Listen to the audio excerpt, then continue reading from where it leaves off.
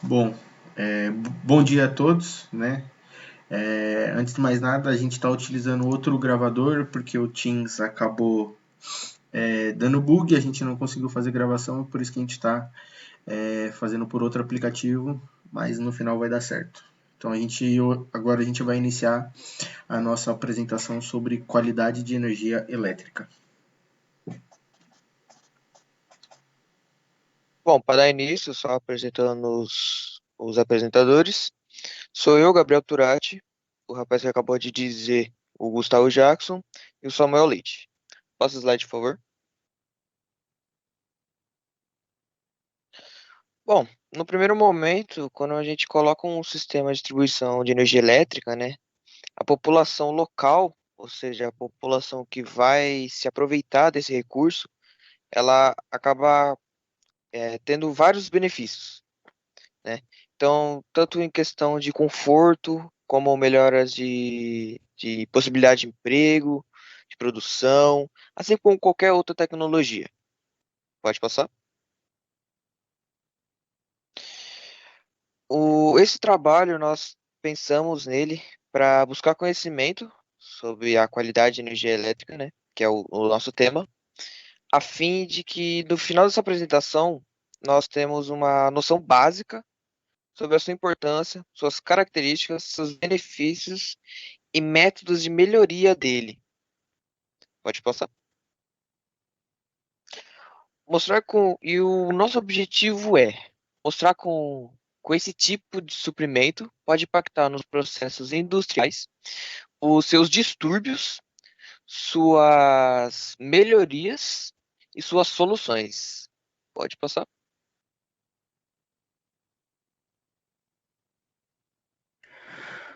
Bom dia a todos.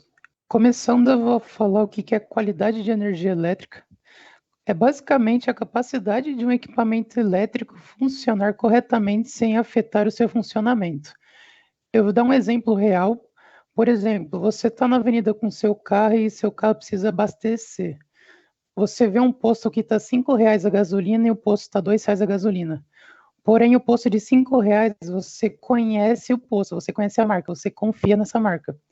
Você vai, abastece o seu carro e não liga para o preço. Você vai, abastece e dá continuidade na viagem no posto de R$ 5. E seu carro continua funcionando perfeitamente. A gasolina é uma gasolina de uma qualidade boa, porque você já abastece há bastante tempo nesse posto. Porém, chega o Joãozinho, vê R$ 2 da esquina ali e fala: opa, vou economizar mais. Então eu vou por esse posto. Porém, a qualidade dessa gasolina não é tão boa. É uma gasolina adulterada. Ele abastece no posto de R$ 2, pensando que vai economizar mais, porém, ele anda alguns quilômetros e o carro para. O carro ele começa a ter problemas e o carro para e ele pensa, opa, foi a gasolina de R$ 2 que eu coloquei, então não deveria ter feito isso. E energia é a mesma coisa. Quando chega energia na nossa casa, o que a gente quer? A gente quer uma energia de qualidade, que a energia que chega no equipamento supra a necessidade desse equipamento. Então, para os consumidores residencial, o que a gente não quer é a falta de energia. Então, a falta de energia, no caso, seria a gasolina de R$ 2, que é a gasolina de má qualidade. Já no fator industrial, a gasolina de má qualidade também é a falta de energia. Por exemplo, numa fábrica de produção, se falta energia, tem um gasto muito grande. Então, a qualidade de energia é isso: é a capacidade de um equipamento elétrico funcionar corretamente sem afetar o seu funcionamento. Pode passar. Professor, aqui é o Gustavo que fala. Então, eu vou falar um pouquinho sobre o fator de potência, né?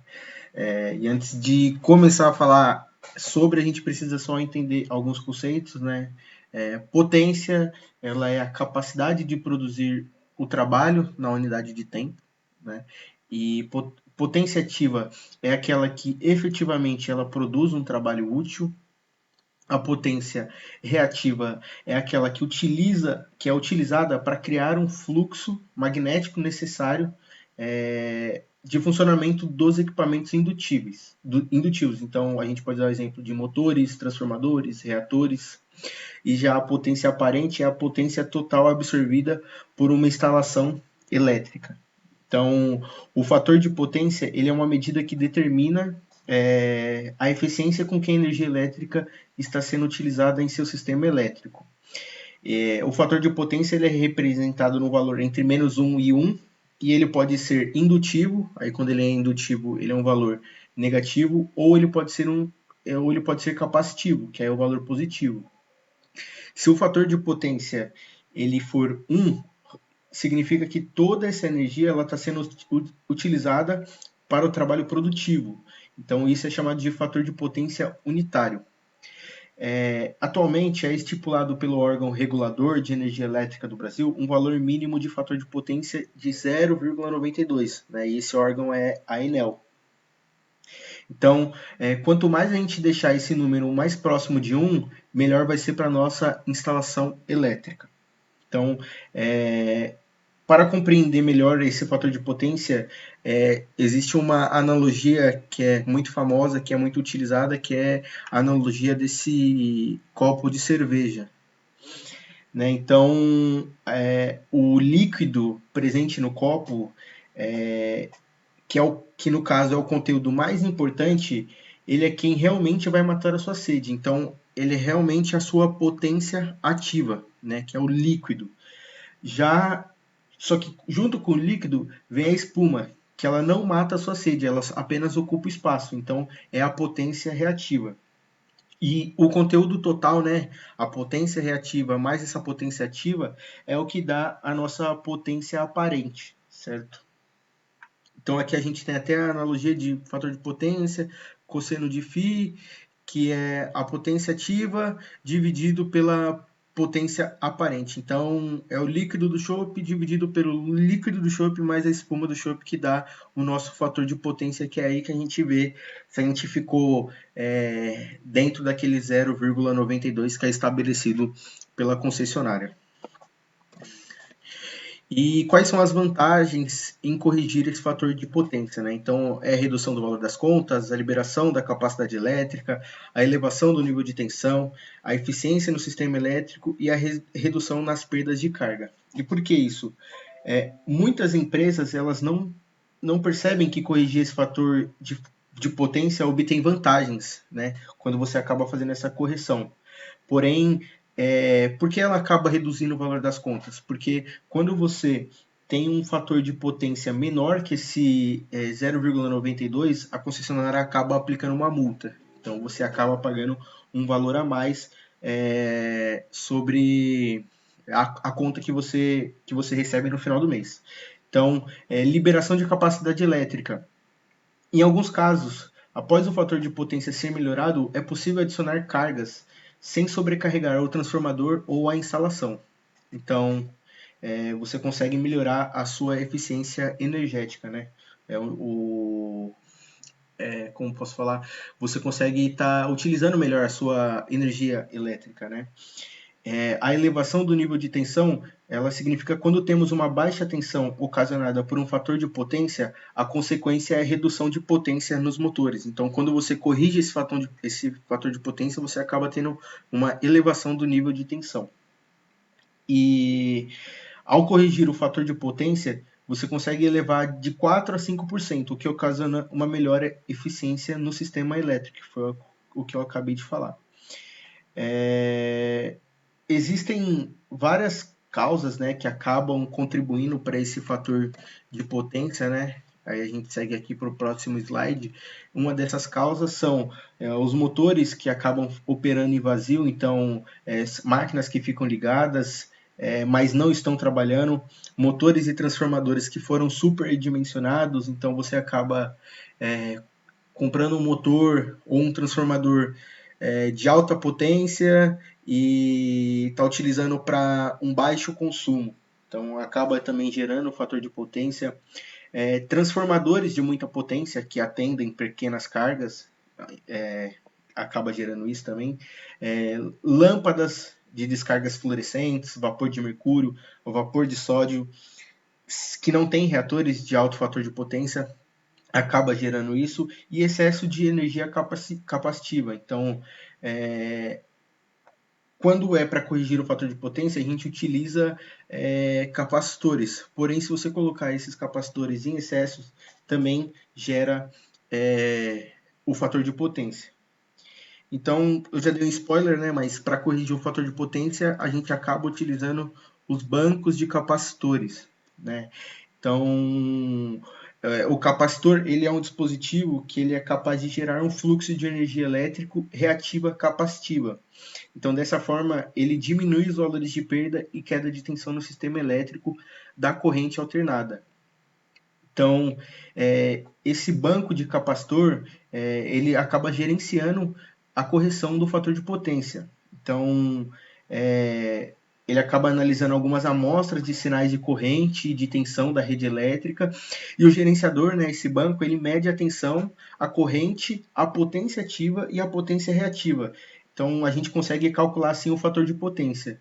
E esse equipamento ele também pode ser utilizado para monitorar a rede elétrica. Então, ele faz um sensoriamento nas redes tanto monofásica quanto trifásica, e uma observação: na rede trifásica a gente tem que ter um equilíbrio de distribuição das cargas, né? Então a gente precisa ter a distribuição igualitária nas 3 fases.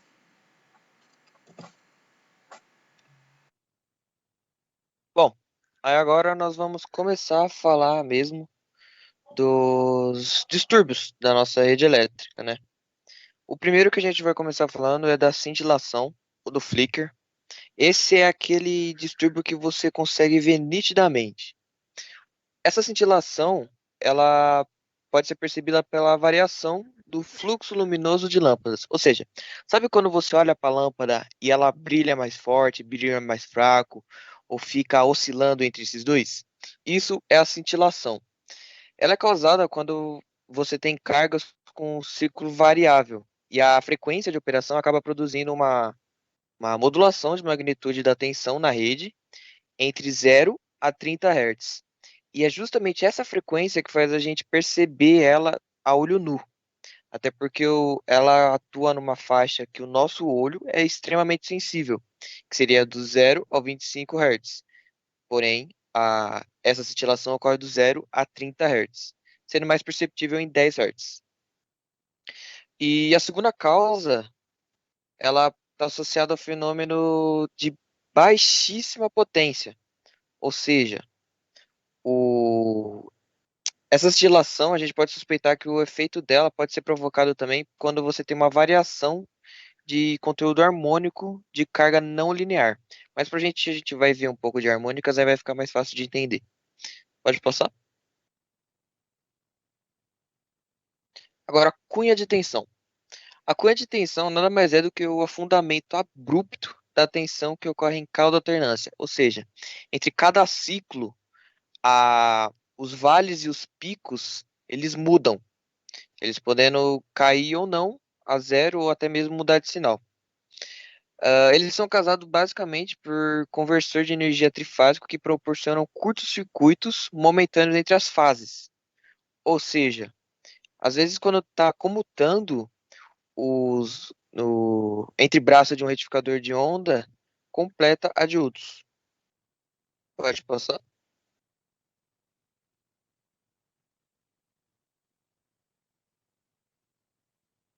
Agora o Samuel vai falar um pouquinho sobre o desequilíbrio de tensão. Outro exemplo de distúrbio de energia é o desequilíbrio de tensão. E o que acaba sendo esse desequilíbrio de tensão? São situações cujas tensões apresentam amplitudes diferentes de 120 graus. Eu peguei como exemplo uma ligação trifásica, no caso um motor trifásico, e ali do lado esquerdo do gráfico a gente tem um sistema elétrico equilibrado. O que seria um sistema elétrico equilibrado? É um sistema onde as 3 fases elas têm defasagem de 120 graus. Um exemplo bastante aparente nas indústrias é os motores de indução. Por quê? Porque eles trabalham com campos girantes, ou seja, o campo ele vai girar devido a essa defasagem de 120 graus. E o que essa defasagem de 120 graus vai fazer com o motor? Vai fazer com que ele gire sincronizado. E um motor sincronizado, quais vantagens ele pode trazer? Ele pode trazer uma maior potência, uma maior torque, uma maior força. Então, um sistema elétrico equilibrado é o essencial para o motor funcionar perfeitamente. Já num sistema elétrico desequilibrado, como a gente pode perceber a diferença das duas ondas, na primeira a gente tem uma defasagem de 120 graus, 240 graus, no desequilibrado a gente tem uma defasagem de 130 graus e 230. Os ângulos eles não batem, então é um sistema desequilibrado. E por que isso acontece? São 3 fases defasadas ou desequilibradas. E como eu havia comentado, o motor, quando ele tem esse sistema elétrico desequilibrado, ele vai girar de forma desequilibrada. E o que isso pode acarretar no motor? Ele pode sentir vibrações, ele pode aquecer, e com esse desequilíbrio no sistema do motor, o motor ele vai perder força, vai perder torque, vai perder potência, então não é bom para o motor. Então, o sistema elétrico equilibrado, 120 graus, é o essencial para o motor girar perfeitamente.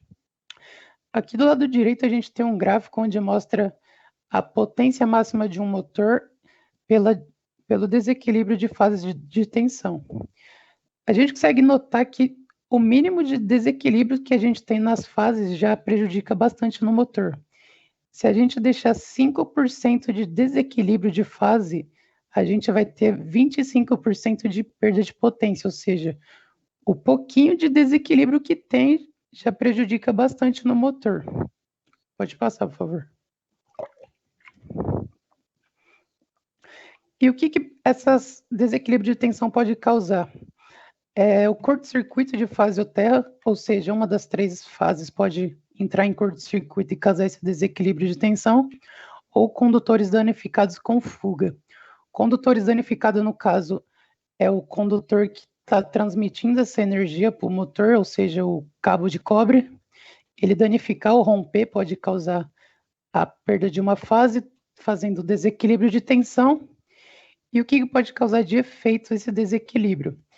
A reinicialização de operações e impacto por parada de máquinas. Como eu havia dito no início da apresentação, por exemplo, uma fábrica de produção, se ela reiniciar a operação ou parar as máquinas, vai trazer bastante prejuízo para a indústria, que vai ter perda de produtos e tudo mais. E como que a gente soluciona o desequilíbrio de tensão? A gente pode utilizar os acionamentos suaves, que no caso é software starts, que no caso é aquela rampa de aceleração, a gente parametriza essa rampa de aceleração para o motor e acelerando devagar, e quando chegar na tensão nominal, ele manter essa tensão. Implantação de condicionadores de energia, no caso no break estabilizadores, e o redimensionamento da linha. Pode passar. Aqui eu vou falar agora sobre elevação de tensão, ou sobre tensão, é a mesma coisa. E o que seria essa elevação de tensão? O próprio nome ele já diz. É uma tensão que ela se eleva do normal. Por exemplo, numa rede de 120 e 110 volts, qualquer tensão acima de 130 volts é considerado sobretensão, é considerado elevação de tensão. Os efeitos dessa elevação de tensão costumam ser mais graves pelo fato do aumento da tensão causar queima nos equipamentos. Então, entre elevação de tensão e afundamento de tensão, a elevação de tensão ela acaba sendo mais causadora de queima de equipamentos. Aqui a gente tem 2 exemplos de tensão de rede, que no caso, a queda de tensão por tempo indefinido, que é quando a sua energia cai de manhã e só volta à noite, você não sabe quando que vai voltar, e interrupção momentânea, que é só quando sua energia cai e no instante volta. Pode passar. Como eu tinha dito, afundamento de tensão é a mesma coisa de elevação, porém, ao contrário. Ao invés de aumentar, ele abaixa. É uma queda no nível elétrico. Ou seja, existe a tensão, porém o seu valor é muito menor do que o esperado. É considerado afundamento de tensão tensões abaixo de 100 volts. Onde que a gente vê bastante afundamento de tensão? Em comunidades. Por quê? Porque tem bastante gato nas ligações elétricas. Você vê bastante um fio só mandando para 3, 4 casas, ou seja, a tensão que está indo para cada casa não é o suficiente. Então tem esse afundamento de tensão. Pode passar, por favor. E como que a gente soluciona sobretensão e subtensões? Eu peguei como exemplo um relé de monitoramento de subtensão e sobretensão da WEG, e ele suporta até 380 volts. O preço dele varia entre 175 a 250, na faixa desses valores, mas se você quer uma aplicação mais robusta, tem bem mais caro com mais utilidades. Nesse caso, ele só vai servir como um relé mesmo de monitoramento. Ele vai atuar na supervisão das redes trifásicas, podendo desligar circuitos e acionar dispositivos de seguranças. Esse relé que eu peguei em específico, ele tem várias funções, dentre elas falta de fase com detecção de nêutron, sequência de fase, falta e sequência de fase, falta e sequência de fase com nêutron. No nosso caso, que é o exemplo, é subtensão e sobretensão trifásica, tem subtensão e sobretensão monofásica também. Pode passar, por favor. Aqui do lado esquerdo é um modo de ligação dele, é bem simples, L1, L2, L3 vai ser a ligação trifásica, onde vai a alimentação. 18, 15 e 16 vai ser os contatos de saída. Aí, no caso ali, A1, A2 é se tiver uma rede de distribuição monofásica. A ligação é a mesma, entre a alimentação embaixo os contatos de saída. E aqui eu peguei uma imagem de perfil dele que vai mostrar certinho para a gente como que vai fazer a ligação. Na letra A, ali é um LED que vai representar que a tensão de alimentação está correta, que você fez a ligação correta. Na letra B, vai mostrar que o relé está funcionando perfeitamente. Você pode colocar ele lá que ele já está monitorando. Na letra C e na letra D, é aí que você vai definir a escala do relé. Ou seja, você quer 10%, 5% que ele monitore, é por aí que você vai dimensionar. Aí é que nem mostra na imagem, você vai com uma chave de fenda e vai girando até a porcentagem que você deseja da sobretensão ou da subtensão. Pode passar.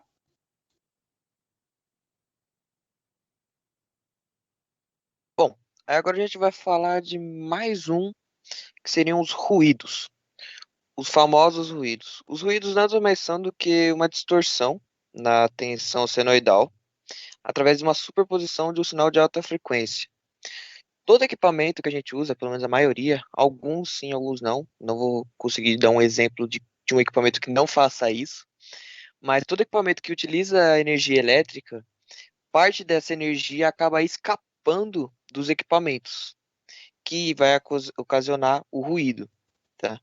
E nós temos dois modos de ruído. O ruído de modo comum, que é a diferença entre a tensão do neutro e do terra, e tem o de modo normal, que é a tensão entre o condutor fase e neutro.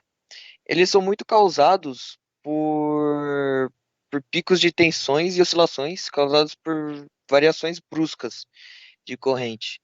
Então, durante o processo de conexão e desconexão de equipamentos, por exemplo, é um grande exemplo disso.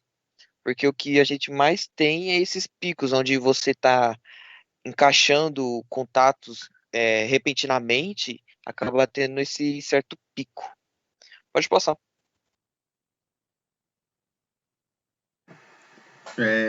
Bom, professor Gustavo, novamente.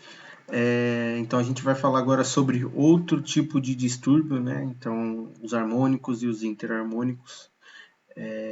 Só dando uma rápida lembrada, eu acabei falando do fator de potência. O fator de potência, ele não é... Eu pelo menos, acredito que ele não é bem um tipo de distorção, um tipo de distúrbio, né? Mas ele acaba afetando a qualidade da energia elétrica, então por isso que a gente achou importante citar ele no trabalho. Então, entrando na parte de harmônicos e interharmônicos, primeiro, depois eu vou voltar para essa imagem, mas entrando um pouquinho sobre as causas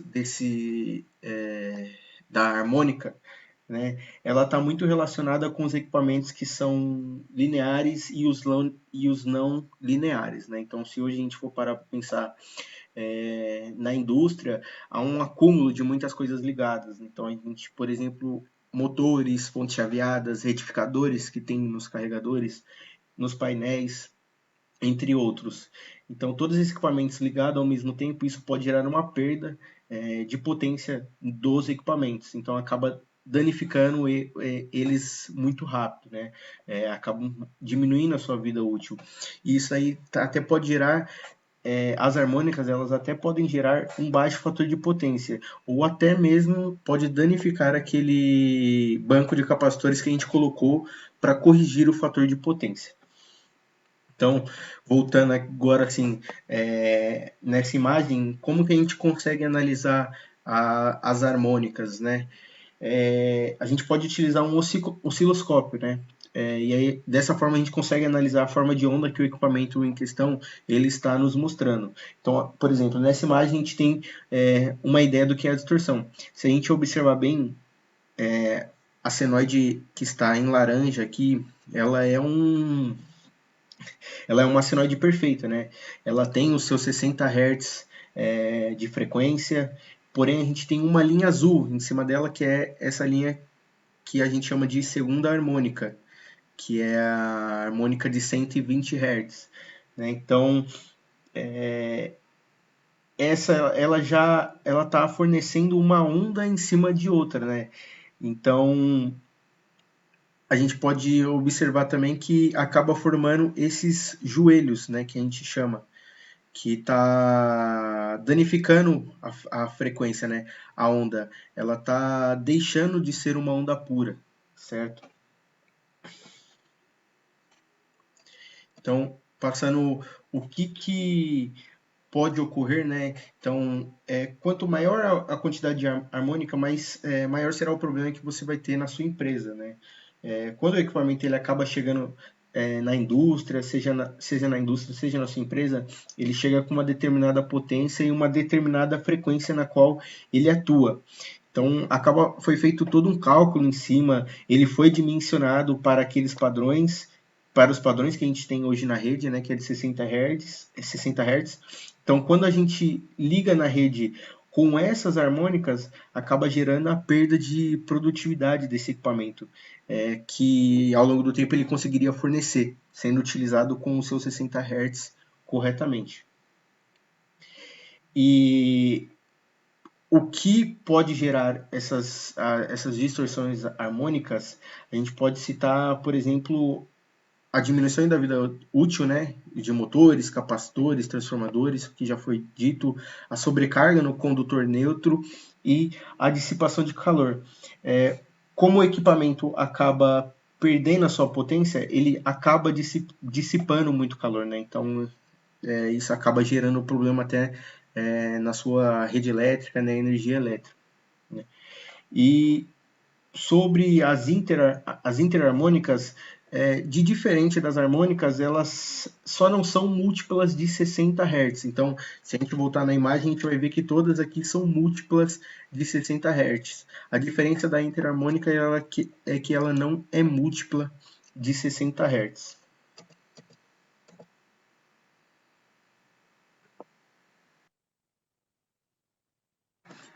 Então aqui a gente já vai para a nossa conclusão. O Turati ele vai dar...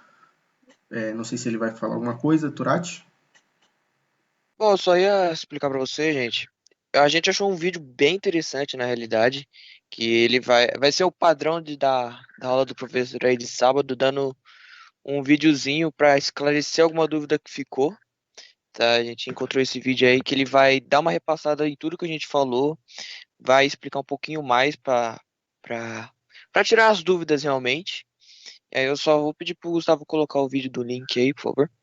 Beleza, eu vou colocar assim, só acabei até esquecendo, passou batido, mas como a gente consegue tirar essas harmônicas, né? Eu acabei falando de tudo que ela traz, tudo que ela causa, mas não falei uma solução. Existe existe um equipamento, né, que consegue lidar com a harmônica, né? ele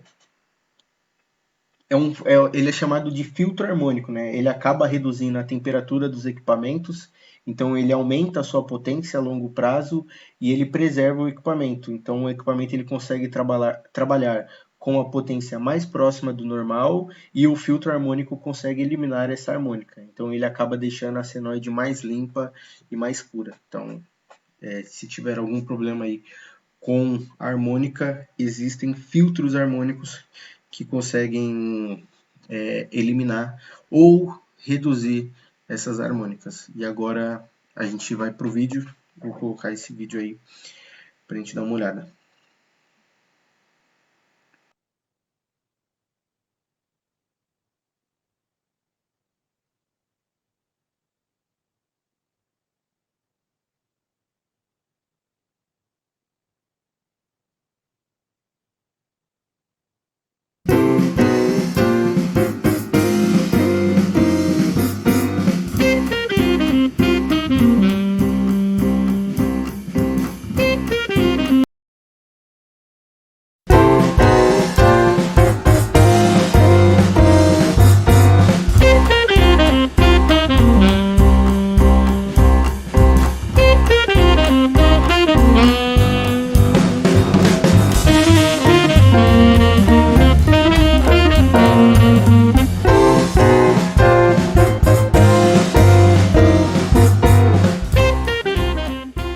Pessoal, bom dia, muito obrigado ao Edson, muito obrigado a vocês aqui por compartilhar essa minha preocupação, que é a preocupação da importância da qualidade da energia elétrica. Na verdade, o Edson, engraçado, ele falou qualidade de energia, né? Às vezes a gente fala qualidade de energia, às vezes a gente fala qualidade de energia elétrica, mas eu acho que é mais fácil entender a importância da qualidade da energia e não da energia elétrica. Por que eu falo isso? Que quando a gente vai abastecer o nosso carro, a gente se preocupa com a qualidade do combustível que a gente coloca no tanque, seja gasolina, seja etanol. Porque a gente sabe que se esse combustível não tiver qualidade, o carro vai falhar, não vai desenvolver, não vai ter a velocidade necessária. E mais importante do que isso, que é o ponto que eu acho que a gente falha quando a gente estuda esse assunto de qualidade de energia, a vida útil dos componentes se deteriora.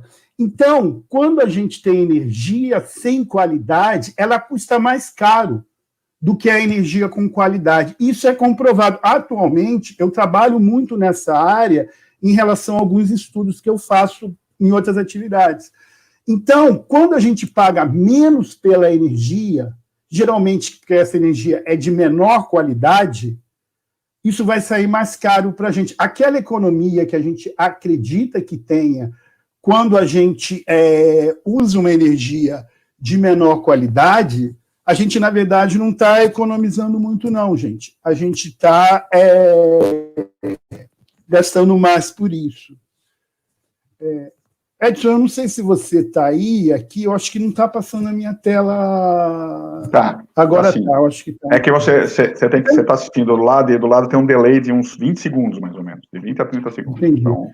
Então, gente, o que a gente precisa entender? Que a eletricidade, a energia elétrica que a gente utiliza a energia não é um fim em si mesmo. Ninguém paga a concessionária, a CPFL, a Light, a CEMIG, para ter energia elétrica para ficar passeando pelos nossos condutores. A gente usa a energia porque ela produz trabalho. Ela faz com que a gente tenha iluminação, que movimente nossas máquinas, que faça o nosso refrigerador funcionar. E esses equipamentos foram fabricados, foram construídos para receber uma energia com determinados parâmetros. O nosso colega da Qualifio e o nosso colega da Vago, que me antecederam aqui, falaram em qualidade. Qualidade não é um conceito abstrato. Qualidade é um conceito muito bem amarrado em termos de engenharia. Ele trabalha com parâmetros. No caso de eletricidade, no caso de energia elétrica, aquilo que a gente conhece, mas muitas vezes despreza. Os 127 volts, o valor da tensão, 220, 380. A gente espera que isso funcione, nossos equipamentos esperam que a tensão tenha esses valores. Nossos equipamentos consomem uma determinada corrente elétrica, 10 amperes, 20 amperes, 30 amperes, 40 amperes. nossos equipamentos foram construídos para trabalhar numa determinada frequência. Aqui no Brasil, a corrente alternada, ela trabalha com 60 Hz. Se eu trouxer um equipamento que eu comprei na Europa, que ele foi fabricado para trabalhar com 50 Hz, ele pode não funcionar ou funcionar de uma maneira que não é adequada. Então, quando a gente fala a qualidade do ar, a qualidade da gasolina, a qualidade dos nossos equipamentos eletrônicos, a qualidade da internet que a gente está utilizando, a gente, como técnicos, nós somos todos técnicos aqui, a gente está falando de valores bem definidos. A gente está falando de valores que são mensuráveis, porque, caso contrário, a gente vai falar a qualidade do relacionamento, a qualidade de vida, a qualidade do filme que eu estou assistindo, a qualidade de uma música. Eu posso achar que uma música é excelente, uma outra pessoa pode achar que essa música não presta. É só a gente passar aqui e ver o cara escutando funk alto do meu lado. Muita gente acha que lá é horrível, o cara adora aquilo. Então, são coisas indefinidas. Do ponto de vista técnico, a qualidade é uma coisa bem definida. E o que é qualidade para mim pode não ser qualidade para você. Se você é um computador, a energia tem que ter determinados parâmetros. Se você é um motor, a qualidade da energia deve ter outros parâmetros. Porque cada equipamento tem uma sensibilidade a essa qualidade de energia. Então, cabe a nós, como profissionais da área elétrica, fornecer uma energia com qualidade, olhando, em primeiro lugar, para onde aquela energia vai ser utilizada. Porque, caso contrário, não adianta, a gente não vai fechar essa conta aqui. Então, a qualidade da energia é função do quê? Daquilo que está sendo utilizado, do tipo de carga que eu estou alimentando aqui. Está claro isso para todo mundo? E aí eu me preocupo muito com isso, porque aqui eu vou, nesses 40 minutos que eu vou estar com vocês aqui, eu prefiro levar isso num ritmo de bate-papo, de uma conversa. Porque eu tenho me preocupado muito, porque eu acho que o Edson vai depois entrar aqui para a gente complementar a conversa, eu acho que a qualidade de energia já foi um assunto da moda. E hoje não é mais o assunto da moda. O assunto da moda são os sistemas fotovoltaicos e a indústria 4.0. A indústria 4.0. Só que, gente, essas duas coisas, sistemas fotovoltaicos e indústria 4.0, vão fazer com que o tema qualidade da energia seja cada vez mais necessário, não que seja mais valorizado, porque valorização é uma coisa, necessidade é outra. Então, por que sistemas fotovoltaicos eles levam a maior necessidade de qualidade de energia? Porque a gente vai ter cada vez mais geração distribuída no Brasil. Do ponto de vista da nossa história, da história como a eletricidade se formou e se modelou no nosso país, a gente tinha um sistema unificado, um sistema integrado, com empresas verticalizadas. A mesma empresa, muitas vezes, gerava, transmitia e distribuía energia. E a fonte, 90% da nossa fonte de energia elétrica no Brasil, provém de hidrelétricas. Hoje em dia, com a geração distribuída, nós temos cada vez mais geração pulverizada em unidades diferentes aqui que são integradas no nosso sistema. Então, é como se a gente tivesse cada vez mais gente fornecendo um produto no Brasil, então seria cada vez mais necessário controlar a forma como esse produto está sendo fornecido. Como você tem mais gente fornecendo, você tem que individualizar esse controle, tá certo? O que é muito mais difícil. E, ao mesmo tempo, quando a gente fala na indústria 4.0 e nas formas modernas de produção que a gente tem hoje em dia, a gente precisa mudar a nossa mentalidade, e eu sei que isso é muito difícil. Eu vejo quanto o Edson luta em termos de mudar a consciência das pessoas. Por que eu falo isso? Gente, porque cada vez mais a nossa instalação elétrica ela vem para fornecer informação. Cada vez mais a gente usa a eletricidade para se comunicar. E cada vez a gente usa menos a eletricidade para fornecer potência. As nossas cargas consomem cada vez menos energia, tá certo? Porque elas são fabricadas e desenvolvidas para isso, mas, ao mesmo tempo, essa energia tem que ter padrões cada vez maiores, mais bem definidos os seus valores. Eu vou dar um exemplo que eu acho que fica claro para todo mundo entender. Se vocês não concordarem comigo, ou o Edson não concordar comigo, depois vocês podem me corrigir, eu fico grato por isso. A maioria dos elevadores, o que está sendo feito isso? Como se a gente fala em modernização desses elevadores? Estão sendo substituídos sistemas tradicionais de tração eletromecânicas por inversores de frequência. Esses elevadores consomem cada vez menos potência e cada vez menos energia. Energia é a potência ao longo do tempo. Lâmpadas. Cada vez a gente tem lâmpadas mais eficientes. Essas lâmpadas mais eficientes geram iluminação, geram fluxo luminoso, gastando cada vez menos energia nesse processo de conversão. Mas, ao mesmo tempo, essas lâmpadas, principalmente as lâmpadas a LED, elas são mais sensíveis a variações de tensão, tá certo? Elas são mais sensíveis a variações de tensão e elas cada vez mais têm componentes internos dentro dela que interferem com as nossas instalações elétricas. Então, do ponto de vista que a gente tem, o ideal seria que a nossa energia seria 100% de qualidade se todos os valores fossem constantes. A tensão ela não teria nenhum componente de harmônica, a frequência fosse exatamente 60 Hz, a tensão fosse 127 volts, ou 220 volts, ou 380 volts, dependendo da sua aplicação, o serviço nunca fosse interrompido e não existissem transitórios.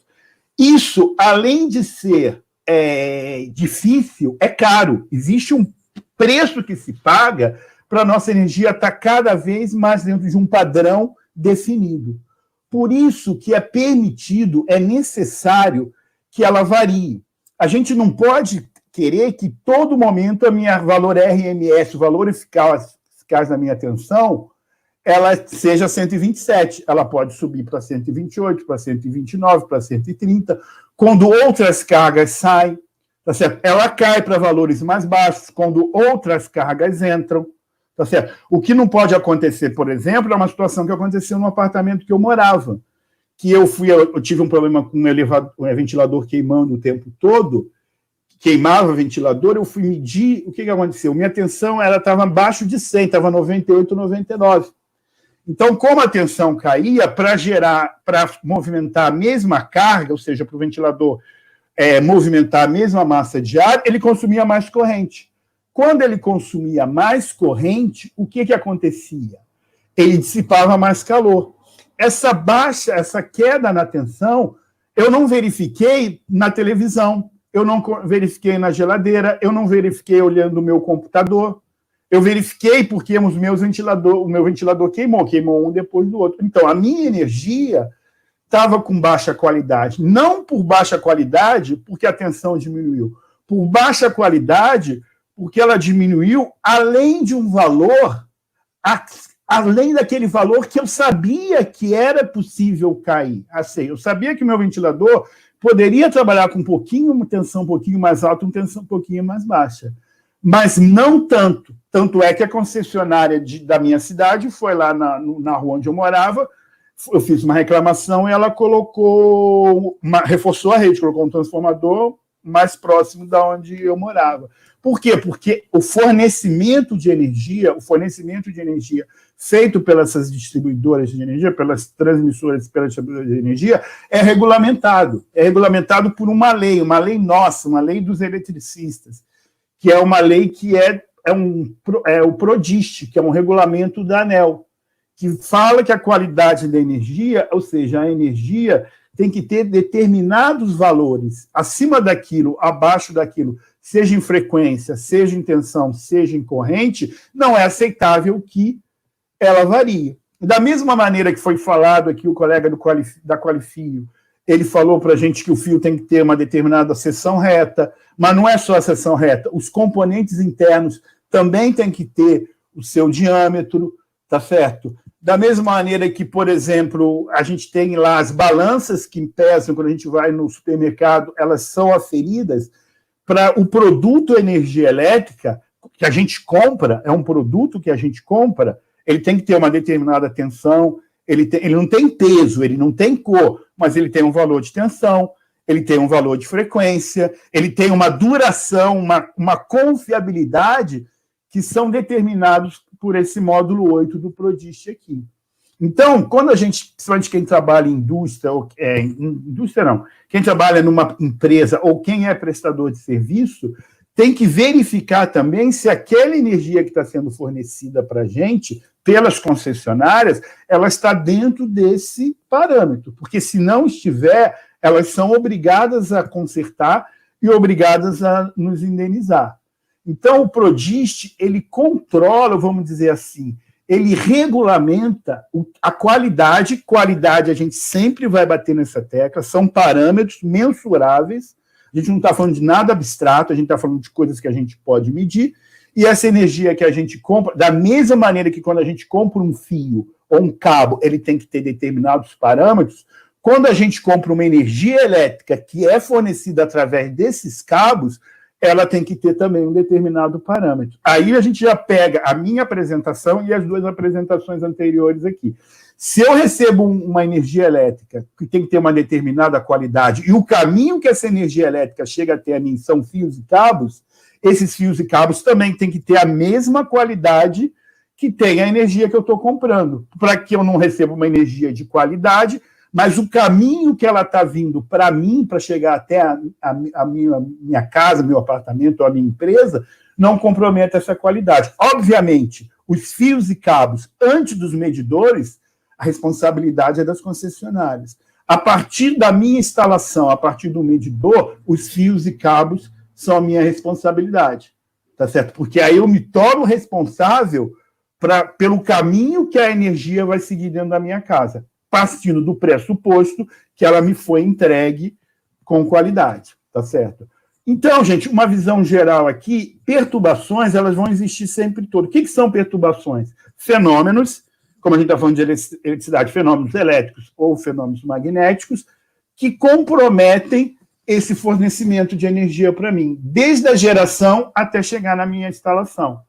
Todo esse caminho aqui, ele é vulnerável. Ele é vulnerável a acidentes, a perturbações, a danos, tá certo? E essas perturbações aqui, elas têm que ser controladas, não evitadas, controladas, tá certo? Para que o produto final que chegue para mim não chegue comprometido a ponto de eu não poder utilizá-lo de maneira satisfatória. Então, isso que a gente tem que ter na cabeça. A energia serve para que eu vá utilizar. Utilizar o quê? Para usar esse computador, para movimentar uma máquina, para refrigerar um ambiente, para fazer com que o transporte, no caso de um sistema de transporte como metroviário, ferro metroviário, por exemplo, tá certo? Então, a gente tem a qualidade de energia que é fornecida para a gente, tá certo? Que tem que ter determinados parâmetros, e a partir do momento que eu recebo essa energia comprometida, eu já tenho que acionar a minha concessionária porque ela tem que consertar, porque aí eu já estou recebendo um produto, entre aspas, estragado. Agora, a partir do momento que eu recebo um produto bom, que eu recebo um produto que não está comprometido, não que é um produto 100% exato, não, é um produto que ele varia dentro de uma faixa que eu sei que ela pode variar. A partir desse momento, cabe a mim, como usuário, zelar para que essa energia continue com a qualidade necessária. Tá certo? Então, isso é fundamental, zelar pela qualidade da nossa energia aqui. Só que essa energia que a gente recebe, ela interage com a carga, tá certo? Essa que é a questão. Então, a gente tem que entender que a eletricidade ela é um pouquinho diferente, por exemplo, da gasolina que eu citei. Quando a gasolina entra no motor do meu carro, se meu motor estiver desregulado, qualquer coisa, ele não vai alterar as características da gasolina que eu recebi. Ele vai alterar as características da gasolina no medida que ela é transformada em energia. Na eletricidade é diferente. As cargas que eu utilizo, elas alteram a qualidade dessa energia, porque a energia passa pelos meus equipamentos e retorna para a rede. Tá certo? Então, eu tenho vários fatores aqui, vários problemas, várias formas de perturbação que devem ser controladas. Devem ser controladas controlando o quê? A qualidade da energia, ela depende da qualidade da minha instalação elétrica. tá certo? E a qualidade da minha instalação elétrica, assim como a qualidade da energia, ela não é 100%, tá certo? Meus equipamentos não são 100% perfeitos, tá certo? Eles vão ter alguns desvios, eles vão ter algumas falhas, eles vão gerar algum problema, mas cabe a mim controlar esses equipamentos, mantê-los desde o momento que eu compro, percebendo se eles têm qualidade, até o momento que eu os utilizo e mantenho eles ao longo do tempo, para que eles não comprometam essa qualidade dessa energia. Porque se comprometer essa qualidade de energia, eles não vão funcionar corretamente, ou na pior das hipóteses, na melhor, na verdade seria na melhor das hipóteses, eles vão durar menos. Eu vou estar super satisfeito, minha instalação está perfeita, está tudo às mil maravilhas, só que o motor que eu vou trocar daqui a 15 anos, eu vou ter que trocar a 10. Por quê? Porque houve uma variação da frequência, ou a tensão está acima daquela tensão de trabalho do motor, ou existem harmônicas, ou existem surtos de tensão, ou desequilíbrios de tensão, ou fator de potência baixo aqui. Então, nesse caso, quando a gente fala em qualidade de energia, a gente não está falando de nada subjetivo, de nada abstrato. A gente está falando de coisas que são extremamente mensuráveis e bem definidas, tá? Para o quê? Porque a gente não quer que aconteça algo como isso aqui.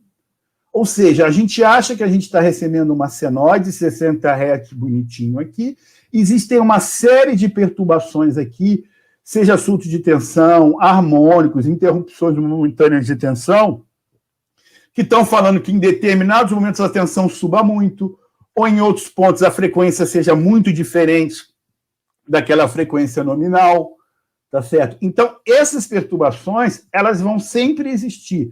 Eu não estou vendendo para ninguém aqui a ideia é que você vai ter uma rede elétrica sem nenhuma perturbação. Mas o que eu estou falando para vocês é que existem maneiras de se controlar essas perturbações aqui, de tal maneira que elas não sejam tão nocivas assim. Ou seja, que a gente admita que aquela energia que está passando nas nossas instalações elétricas nos deixe trabalhar e preserve nossos equipamentos um tempo necessário para que a gente tenha o retorno dos nossos equipamentos. Por exemplo, isso aqui é um chaveamento. Ou seja, cada vez que, por exemplo, eu vou lá e desligo um disjuntor, vou lá e religo o disjuntor, vou lá e faço a partida do motor, você vê que por um determinado momento eu tenho um chaveamento, eu tenho impulsos de tensão, a tensão vai lá e sobe. Você está entendendo? Esse chaveamento é o problema, é a causa.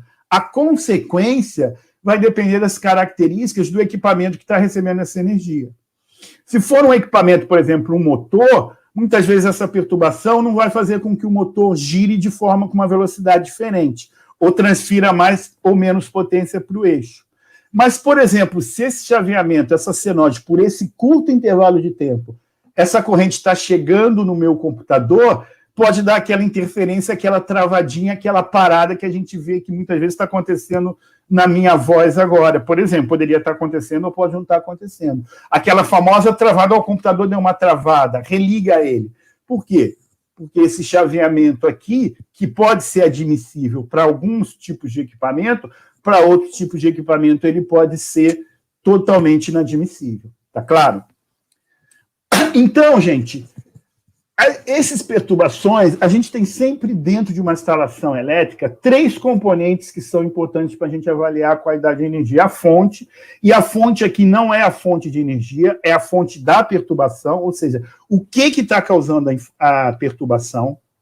A gente tem o equipamento vítima, que é aquele equipamento que recebe essa energia e vai sofrer as consequências dela, pode ser uma parada, pode queimar definitivamente, pode ter a sua vida útil reduzida, tá certo? E a gente tem um outro elemento que é muito importante nesse caso aqui, que é o meio de acoplamento.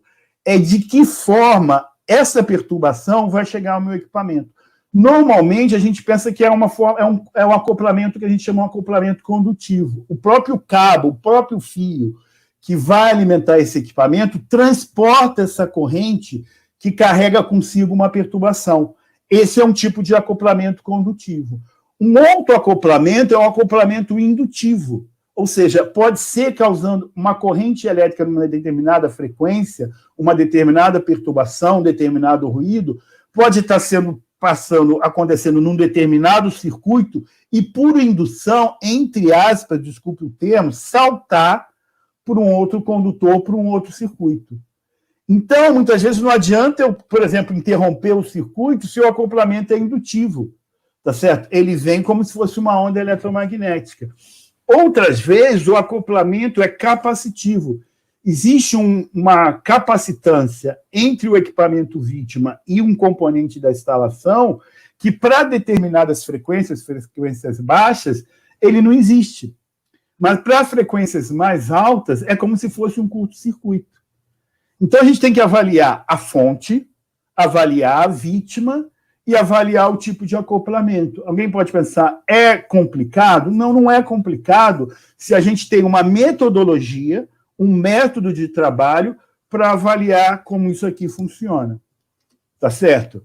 Então, o que acontece? A gente tem que saber qual é o mecanismo de propagação. Eu vou insistir para vocês em relação a isso aqui. Não é uma coisa complicada. Não é nenhum bicho de outro mundo. Quando se fala muito em compatibilidade eletromagnética, em qualidade de energia, as pessoas pensam que é um bicho de 7 cabeças. Não é. A gente só precisa entender que alguns ruídos, algumas perturbações, elas seguem com a corrente pelos condutores que estão chegando no equipamento e outros tipos de propagação são propagados pelo ar. Eles vão pelo ar como se fossem ondas eletromagnéticas aqui. E a gente precisa identificar qual é o mecanismo, tá certo? Para saber se a gente tem maneiras de interromper que isso aqui aconteça, e a gente vai seguir aqui. Então, por exemplo, existem ruídos que são irradiados e ruídos que são conduzidos. Uma outra forma de caracterizar também esse tipo aqui, também insisto, não é nenhum bicho de 7 cabeças, é uma coisa extremamente simples aqui, tá certo? Com relação aos ruídos e às perturbações, muitas perturbações são de modo comum. Elas envolvem um sistema de aterramento, tá certo? Elas são perturbações que vão aparecer porque o equipamento está aterrado de alguma maneira, tá certo? Elas envolvem a fase e o neutro e o sistema de aterramento. Outras perturbações são perturbações que a gente chama de modo diferencial. Essas perturbações de modo diferencial, elas só envolvem os condutores normalmente energizados, as linhas, ou seja, a fase ou fase neutro.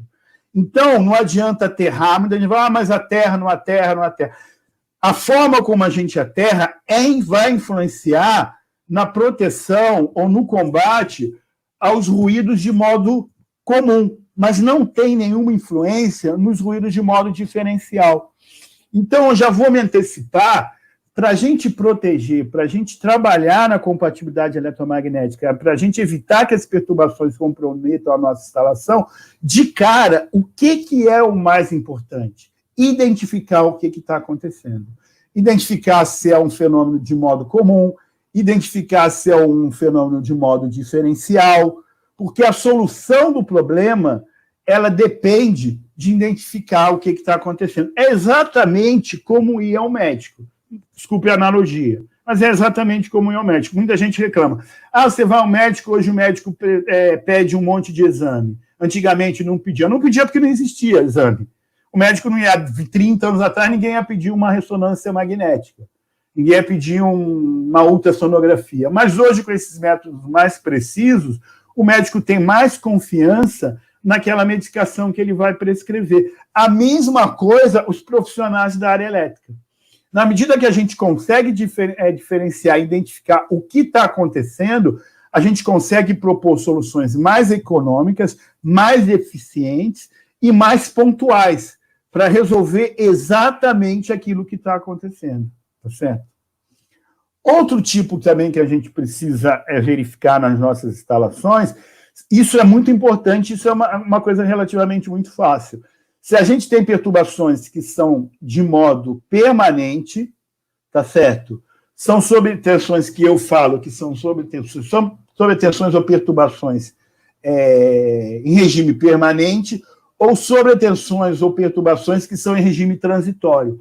As perturbações em regime transitório, elas são mais difíceis de identificar, porque elas podem acontecer em um determinado momento, acontecer num determinado período e sumir. E só aparecer algum tempo depois, tá certo? E aí a gente vai ter que ir caçando, a gente vai fazer algum tipo de sistema ou metodologia de identificação, mas naquele momento que a gente está trabalhando, procurando o problema, ele não está acontecendo. As perturbações em regime permanente, elas são mais fáceis de identificar, porque como elas estão o tempo todo, a gente pode ir desligando algumas fontes, desligando e religando algumas máquinas, até a gente identificar qual é a sua origem, qual é o seu mecanismo de propagação. Uma coisa também que é muito interessante, que eu acho que é importante a gente tocar nesse ponto aqui agora, todos os fenômenos que têm maior energia, que destroem mais a instalação, eles têm caráter transitório. Porque eu preciso acumular essa energia, que é o caso típico da descarga atmosférica, e liberar essa energia de uma vez só para que ela destrua as coisas. Geralmente, as perturbações de caráter em regime permanente, eles têm menos energia acumulada, eles transferem menos energia, mas eles talvez incomodem mais, porque eles estão o tempo todo, eles realmente fazem com que a empresa pare de funcionar, ou pelo menos parte da empresa, um sistema pare de funcionar. Só que eu, particularmente, prefiro, quando eu tenho que enfrentar algum regime, algum ruído, algum regime em regime permanente, alguma perturbação em regime permanente, porque como ela está lá, você vai caçando e você consegue identificar. Problemas de regime transitório, como descargas atmosféricas, chaveamentos, é muito mais complicado, porque ela pode acontecer hoje, ou só vai voltar a acontecer ano que vem, ou acontece um determinado